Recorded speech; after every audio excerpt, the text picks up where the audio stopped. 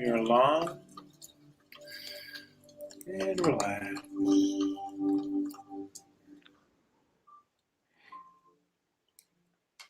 Well, this is Christmas Eve still here in California. I know that other parts of the world and other parts of the country, Christmas is in full swing. That's right. Welcome to Transparency and Merit on Christmas night. Yes, Christmas Eve for us, but Christmas night for a lot of other people out there. And for me, one of the things I am wishing for myself is better habits and stronger working habits and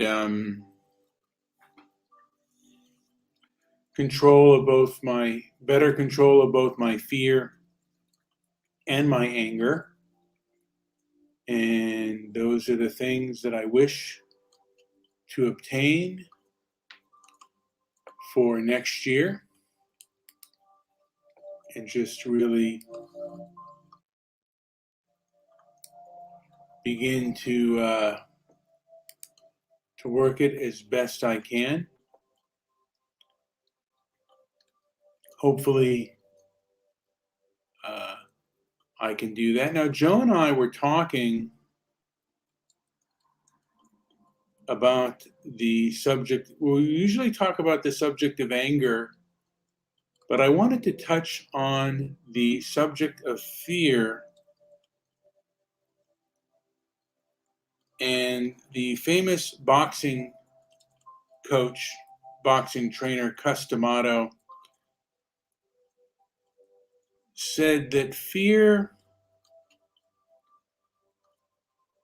can be a motivator, and if you're aware of it, it can be like a fire, a flame, and if you can control it, it can be something powerful. I believe the same thing with anger, but I want to say with fear, I think you're more intelligent when you're in a place of fear than when you are in a place of anger. Anger, often you do things that you regret. Fear, less so. And you can now respond, Joe. I'd like to hear your response to that. And I think what you have is kind of a double intersecting spectrum, because you could be both of those. You could be angry and you could be mad, or angry and fearful. So and oftentimes those are intertwined, and I will say that physiologically you're going to be working in the same area of the brain. Your cerebral cortex is what triggers the fight or flight modes, and both of those will put you in when you're in that state of fight or flight. It's kind of a all-encompassing sort of situation, just taking those into account. I do remember times when my job or my place, our relationship was at jeopardy, and it really caused me to think of whether I wanted it or not. And things become far more valuable when they're about to be taken away. And I have taken things for granted, and I've seen other people take things for granted. I know a person right now who's going through a manic episode, and he is taking everything that all the goodwill that he worked for. He's going to lose it because, and maybe it's not his fault, not their fault, but I see oftentimes where people take things for granted, and then when they see it slipping away is when they start to think and really work hard and build their character. And I think sometimes when you lose things, you may be angry at first, but sometimes you have time to reflect and become a better person.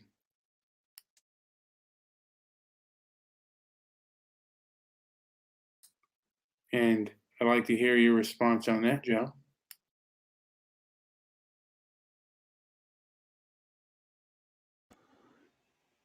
Yeah, that's I never respected the managers who used fear as their method of getting work done. I never uh I to me it was a to me it demonstrated in my face a uh, maybe a non-fungible sort of management style that doesn't really fit my style. So, anyways, a lot of people I think woke up to what I was waking up to at the same time, and it just it was a non-bending attitude and the disrespect that came along with it. To me, you got to earn that um, the you've got to earn that to be able to do that effectively and really motivate me to push me to do what I need to do. So it's been it's been done before to success, but I've never really appreciated it a whole lot. I guess there's a lot to be said for it, but yeah. Anyways, I don't know if that answers any of that question. Well, one can either take stock and learn from losing, or losing can be a totally bitter pill and just blame other people. But the truth is, um, I do like the one part about the Catholic Church that I liked is, we'd say mea culpa, mea maxima culpa, through my fault, through my most, I think it's like my most grievous fault. And it says, what did I do wrong? How could I have done things better?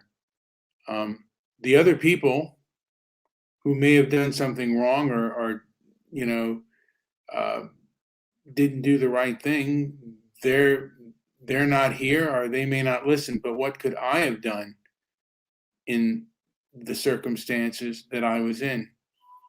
And I think for a lot of people that I've known, and for myself included, I never kind of looked inward at what I could have done better. It's it's a lot of times what other people did, and I've seen that throughout my life, people blaming other people for their failures and never looking inward. And even if it is unfair, how can you handle the unfairness? I mean, if you're fighting somebody and you're in a battle, the other person's not going to be fair, and life is not necessarily fair. But how does one deal with that? And what is the best way to deal with a bad situation? And for me, many times, more often than not, it is to look inward instead of outward. The outward world.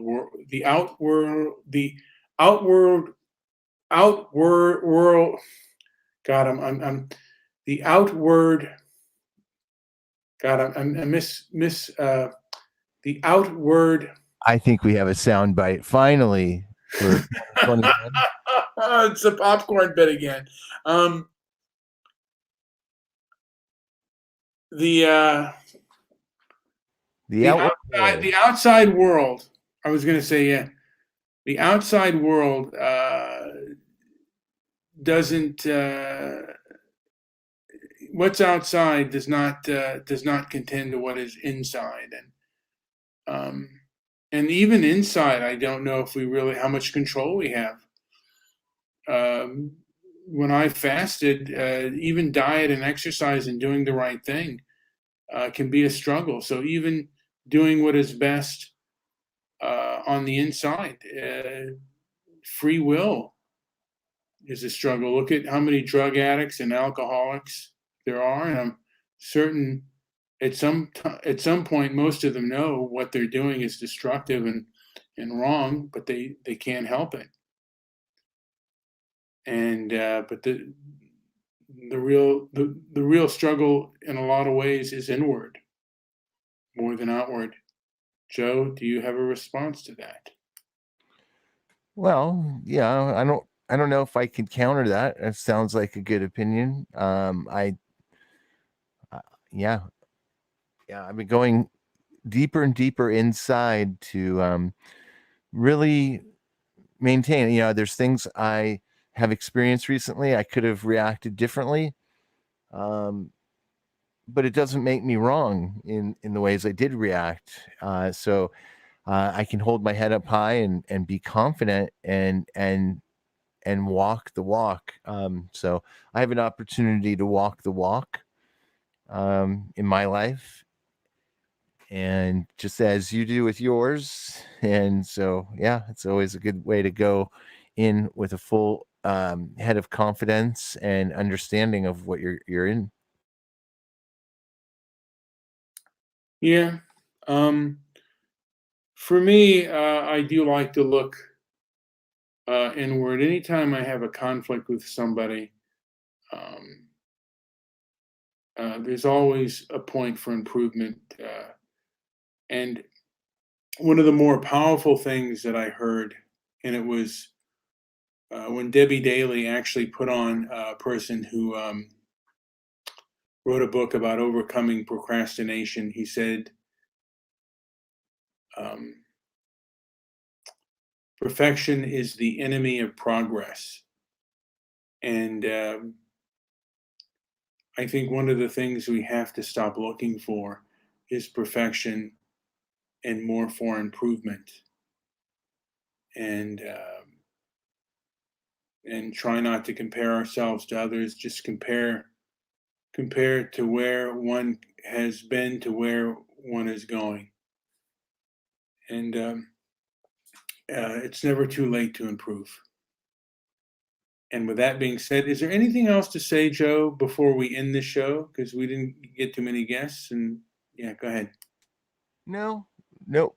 Definitely, it's a quiet night, of course. Most people are passed out probably by now. So if you came around to listen, I appreciate that, and hope you're having a good holiday, Christmas, and whatever it is you do celebrate. Yeah. And I think sooner or later, Joe and I will have our year in review. Oh, I can't wait. That's definitely my favorite time of the year is making predictions. We should probably go back and listen to our old one. Yeah, yeah. Maybe we'll just start a new one and we'll start like what's going to be happening in the financial, to the entertainment, to the sports world. Um, my hope, my hope right now, and I'm just going to leave it at our hopes, is that this pandemic that we are living under takes a turn for turns a corner, and we end up going back to some normalcy, more normalcy each year, and that is my biggest hope for the world right now, because I feel that the world is really suffering right now under this pandemic.